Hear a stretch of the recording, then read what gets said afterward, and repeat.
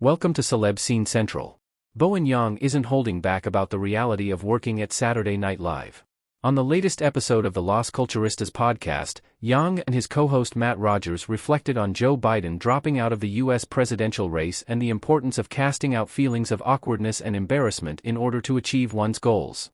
You have to sometimes climb up a huge hill of cringe, Rogers explained, and once you can scale that hill, which is, it might be your judgment of yourself, on what you're doing, it might be everyone saying what you're doing is cringe, on the other end, you slide down into happiness and nirvana.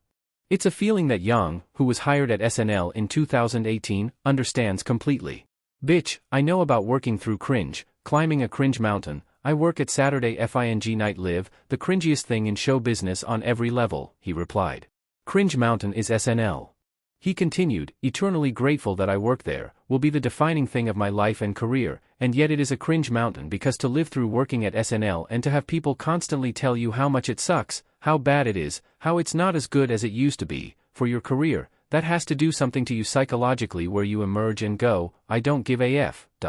When Rogers began to share his thoughts on the general reaction to the series, Yang interrupted to add, it's a cringy job. Rogers, however, wasn't fully on board with his co-host's assessment.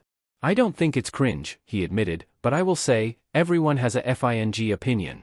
It's the most popular show in the world, it's now been on for 50 years, it is capital C commercial culture, and therefore it's cringe because everyone is like, I'm having something to say.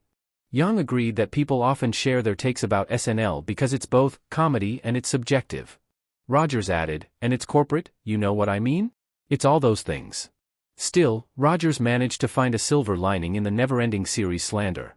But on the other side of it, guess what, Bowen, you get to actually, the visceral thing of people laugh, people feel good, he pointed out. And that is why we're doing this and that is why America is worth saving.